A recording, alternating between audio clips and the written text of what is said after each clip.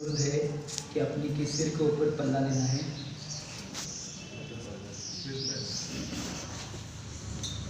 मंगला शुरू करने जा रहे हैं।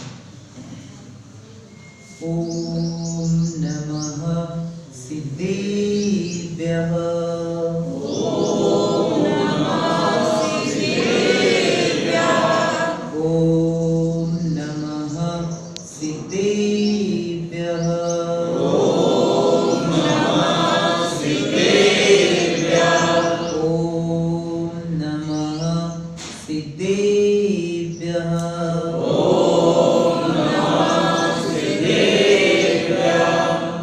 जीवम जीवम दवम जिनवर वसेन जैननीदितं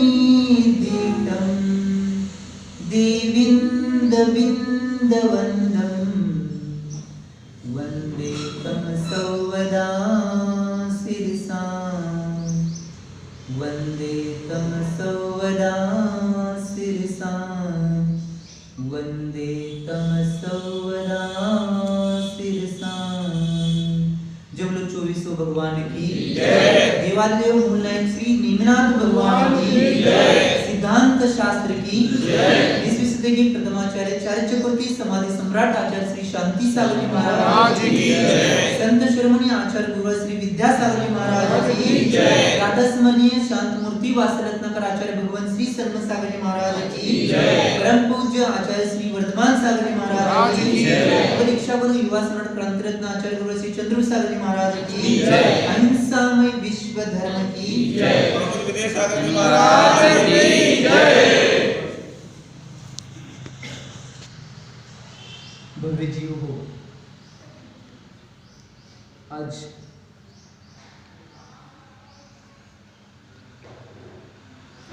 जो सिर पर बोझ होता है वो आज राजनांदगांव में आने के बाद बहुत कम लग रहा है।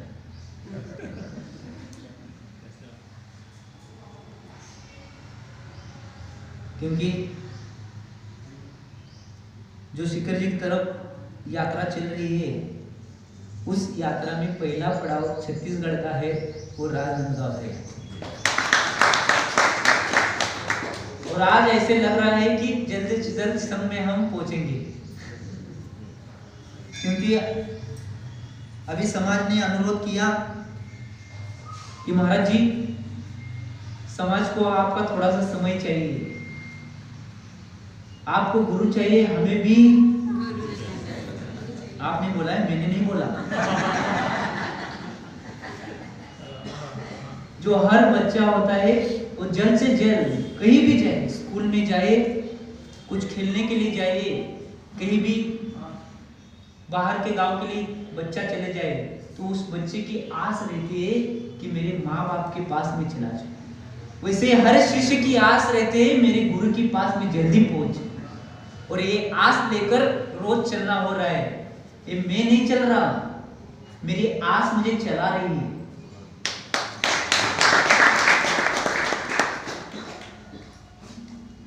दीदी ने मंगलाचरण किया, उसी से चालू करते हैं अपना आगे का। किसी नीतिकार ने कहा है कि जिसके जीवन में गुरु नहीं उसका जीवन शुरू नहीं। जीवन में गुरु एक ऐसे है जो अपने जीवन में भगवान से भी बढ़कर है। क्योंकि कहते भी हैं कि भगवान का मार्ग है, भगवान कौन है ये बताने वाले कौन होंगे, तो वो गुरु रहते हैं। इसलिए गुरु भगवान से ऊपर रहते हैं। लेकिन फिर भी आजकल जो चल रहा है वो वैसा नहीं चलना चाहिए। क्योंकि आचार्य अमित गति जी अपने जो अमित गति श्रावकाचार्य है उसमें 17 नंबर का श्लोक कहते हैं। वो 17 नंबर के श्लोक में अमित गति आचार्य भगवान कहते हैं कि अपनी गुरु की जो पहचान है, अपनी जिंदगी में गुरु की जो पहचान है वो बनाने से पहले उनकी परीक्षा करके उनकी पहचान करें। मैंने नहीं किया, आचार्य भगवान अमित सागर जी जो अपने अमित गति श्रावकाचार्य में कहते तो गुरु की पहचान क्या है? गुरु अपने में क्या होते हैं? क्योंकि आप बाजार में जाते हैं, बाजार में जाने के बाद आपको सोना खरीदना है तो सोने की दुकान में जाते हैं, किराना की दुकान में जाते हैं? क्यों?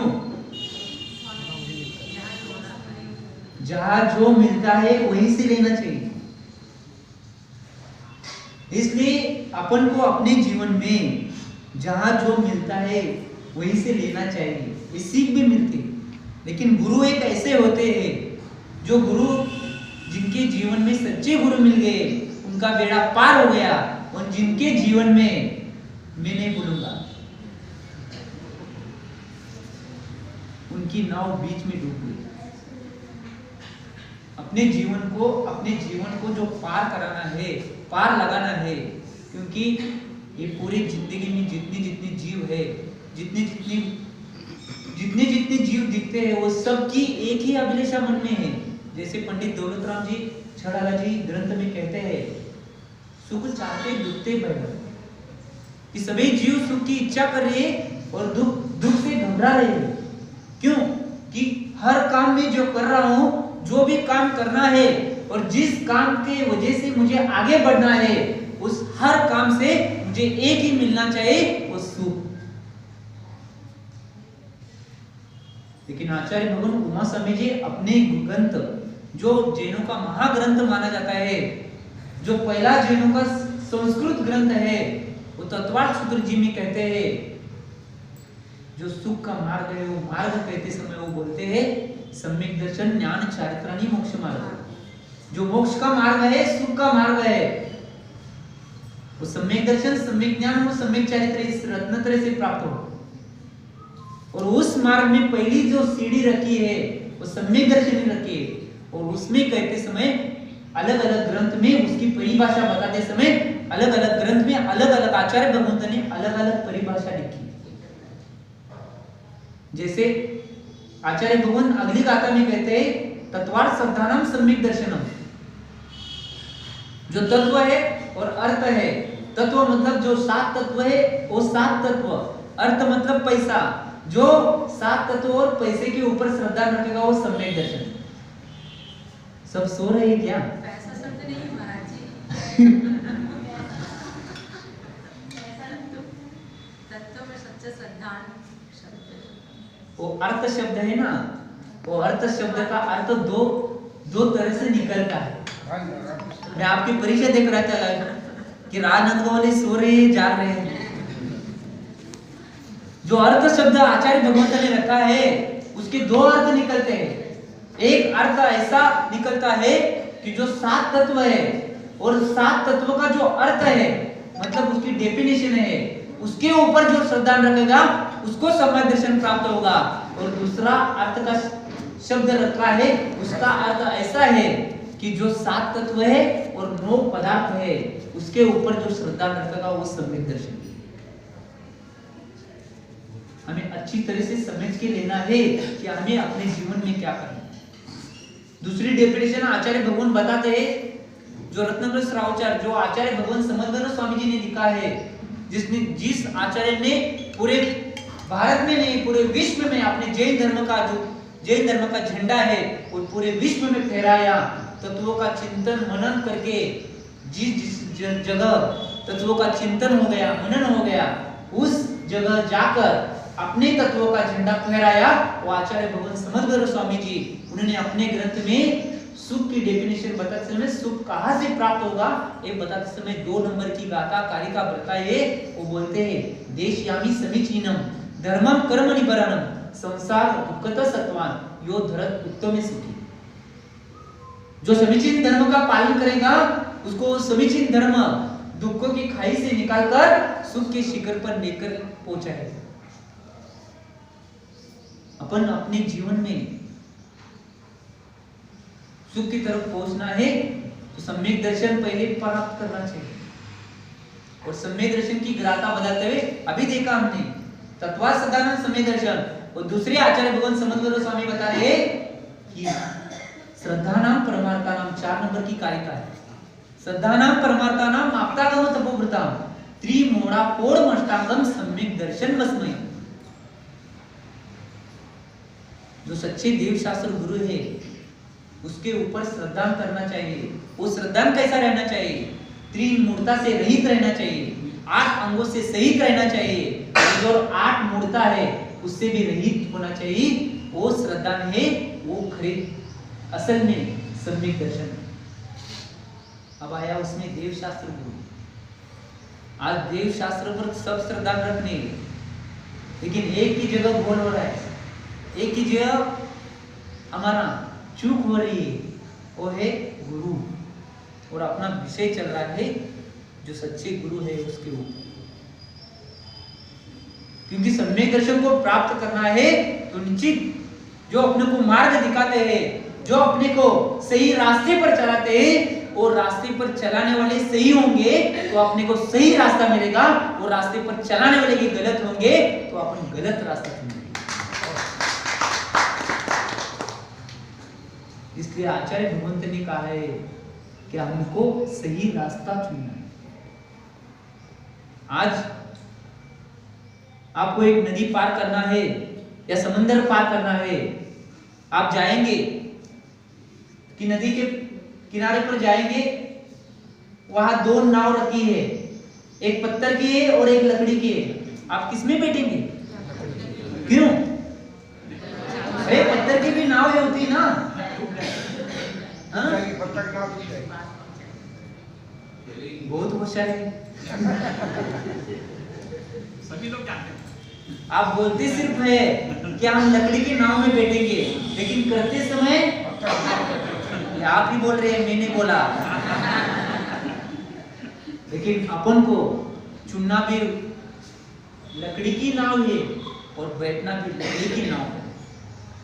मुझे ये बताना है जो सम्यक दर्शन है, सम्यक दर्शन प्राप्त करने समय अपन को बैठना भी लकड़ी की नाव पर है और जाना भी लकड़ी की नाव से ही। जिस दिन अपने मन में ये पक्का हो जाएगा कि हम बैठे हैं और लकड़ी की नाव है और हम चल रहे हैं वो भी लकड़ी की नाव है, तभी टाइम समझ लेना अपना कल्याण नहीं हुआ, वो आगे है। आगे का अभी मत सोचो, आगे का अभी सोचेंगे तो अपना घात हो जाए। इसलिए अपन को समझ में लेना है कि हमें क्यों लकड़ी की नाव में बैठना है और उससे ही पार। आचार्य भगवंत ने नीतिकार ने जो नीति ग्रंथ जिसमें नीति शास्त्र जिसको बोला है वो आचार्य भगवान कुंद स्वामी ने लिखा है। उसमें आचार्य भगवान कुंद स्वामी कहते हैं कि जो लकड़ी की नाव में बैठेगा उसका ही परम कल्याण होगा, और जो अपने मित्र के रूप में सच्चे गुरु को चुनेगा उसका ही कल्याण होगा, बाकी वाले का कल्याण कभी नहीं होगा। इसलिए अपने को लकड़ी की नाव चुनना है और अपने जीवन में परम कल्याणकारी मित्र चुनना है। आज बहुत सारे मित्र मिलते हैं।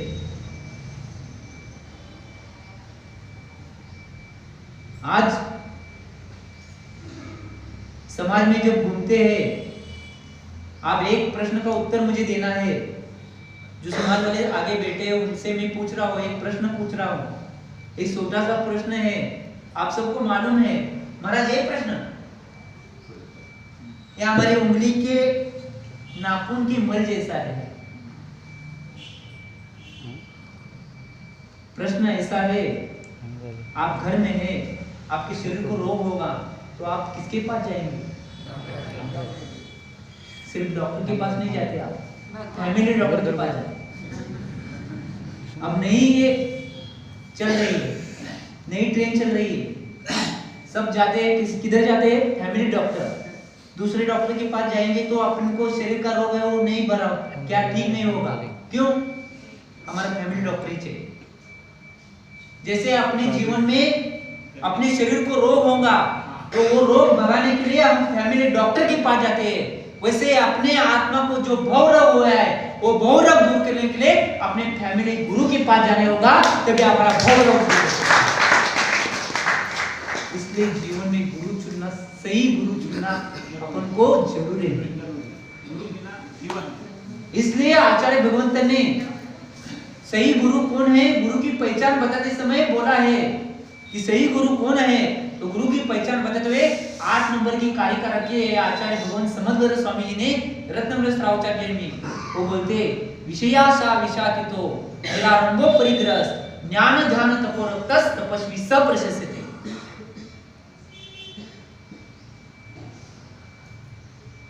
कौन गुरु है? वो पूजने हैं। किनके रास्ते पर हमें जाना चाहिए, किनको पूजना चाहिए और किनके पास जाने चाहिए, यह आचार्य भगवंत ने बताया है। मैं विद्यासागर नहीं बता रहा हूँ, मैं तो पोस्टमैन का काम कर रहा हूँ। आपके साथ चिट्ठी पहुंचा आपने नहीं ली, ली आपने कचरे के डिब्बे में डाला या घर में रखा, फिर भी मेरी तनख्वाह मुझे तो चल रही है, मुझे तो पुण्य के रूप में सब तनख्वाह मेरी चल रही है। इसलिए आचार्य भगवान बता रहे विषयाशा वशापितो, जो विषय से दूर हो गए। कितने विषय है? 5 इंद्रिय के 27 विषय है और एक 28वां विषय भी एक है जो मन को लिए है आचार्य भगवंत ने।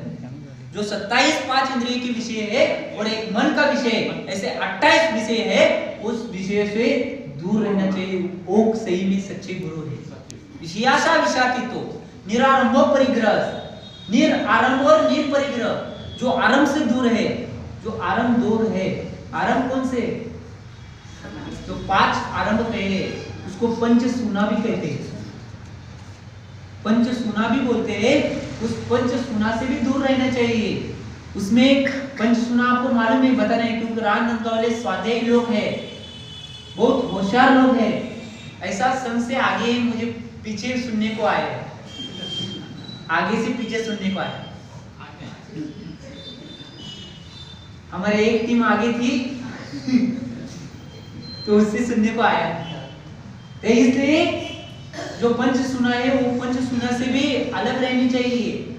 वो पंच सुना उनसे नहीं होनी चाहिए। और आगे बोला है निर आरंभ निर परिग्रह। जो परिग्रह है अंतरंग और बहिरंग 24 प्रकार के हैं, 10 प्रकार के और 14 प्रकार के अंतरंग और बहिरंग। वो 24 प्रकार के परिग्रह है, उस परिग्रह से वो रहित होने चाहिए।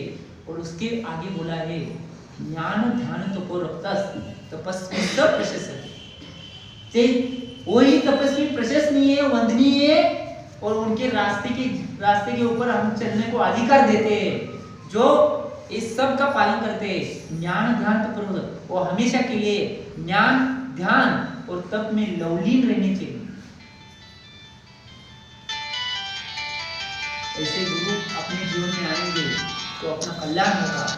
मैं एक उदाहरण के रूप में, एक कथा के रूप में जो नीतिकारों ने बताए, वो कथा बताओ। गुरु अपने होंगे और हर समय जो गुरु रहते हैं वो आपका उपदेश सिर्फ उपदेश देंगे तो आपका कल्याण होगा, ऐसा नहीं है। जो गुरु की चर्या है हर समय आपको उपदेश दे रही है कि ये उपदेश आपने को स्वीकार करना है, लेकिन गुरु को पढ़ना अपने को आना चाहिए। महाराज गुरु को कैसे पढ़ेंगे?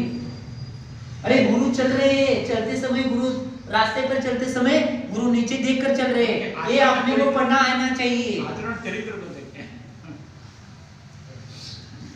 गुरु आहार कर रहे, गुरु शोधन करके आहार कर रहे, ये अपने को पढ़ना आना चाहिए।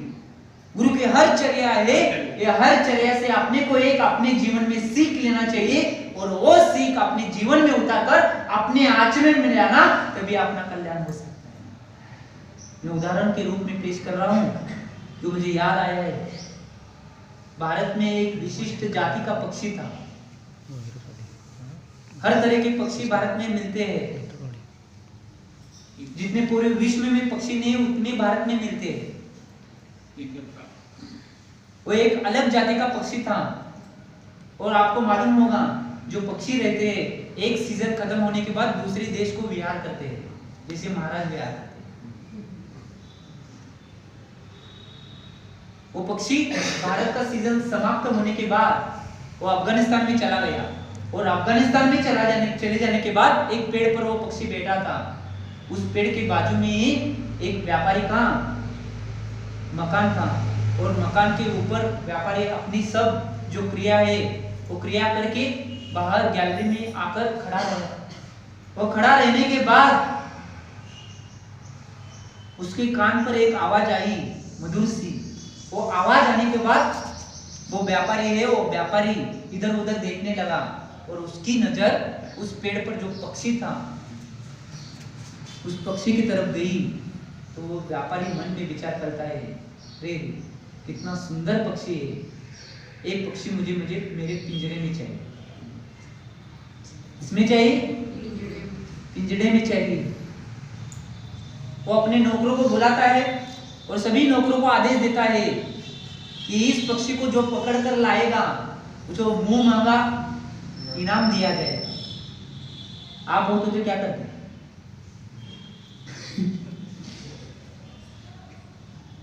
तो सब जो नौकर थे वो दौड़ते दौड़ते चले गए पकड़ने के लिए पक्षी को। इधर वो व्यापारी है, वो व्यापारी अपने घर में एक रूम खाली करता है, उस रूम में एसी बिठाता है, उस रूम के बीच में एक सोने का पिंजरा लगाता है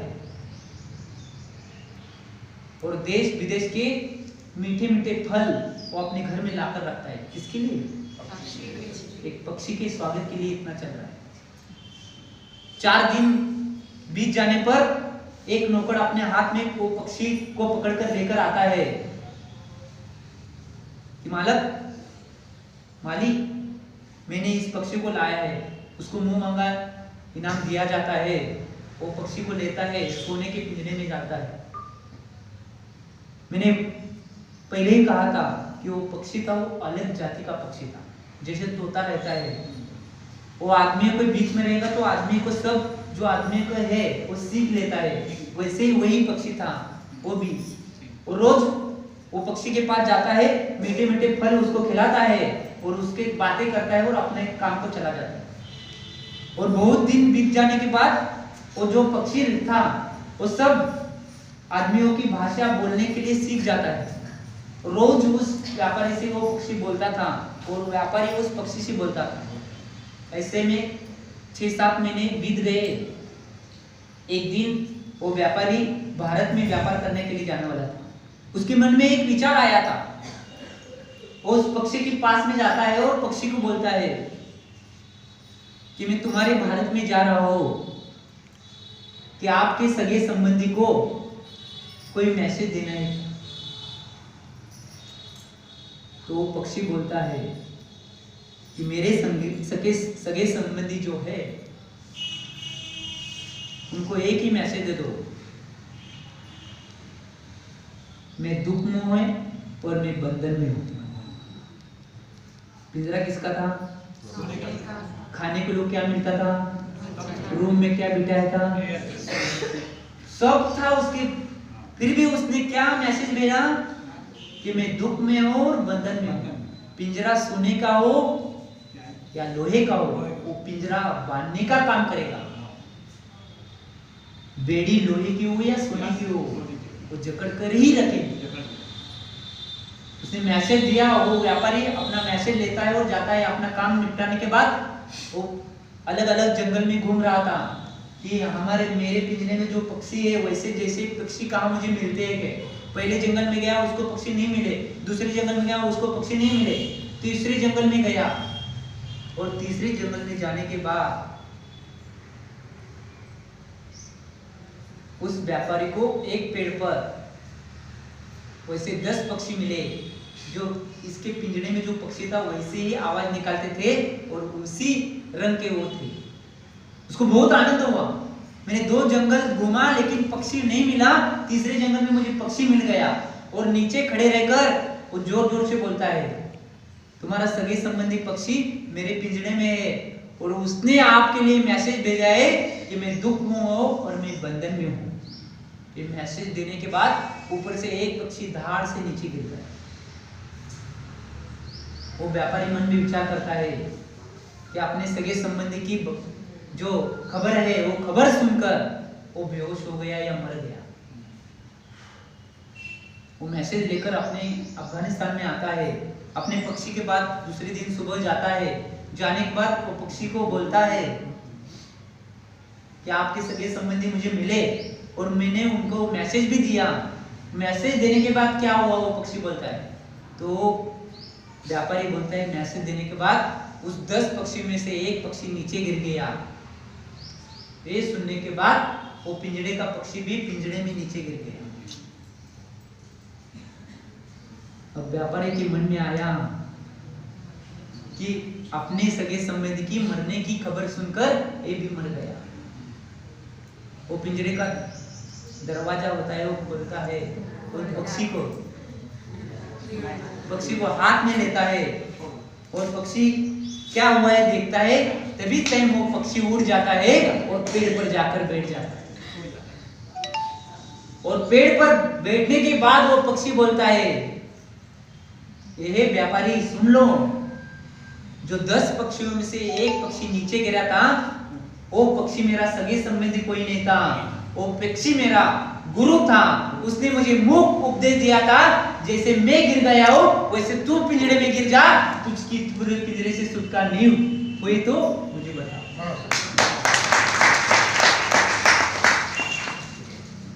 गुरु कहा भी हो, हर समय अपने को मूक उपदेश दे रहे, जैसे मैं आचरण कर रहा हूं आप आचरण करेगो, इस भाव पिंजरे से आपकी भी छुटकारा होगी।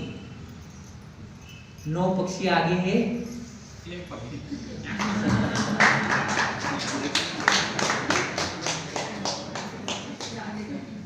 भाव रूपी पिंजड़े में आप फंसे हुए सब पंछियों को उपदेश देने के लिए एक पंछड़ी ने मूक उपदेश दिया है।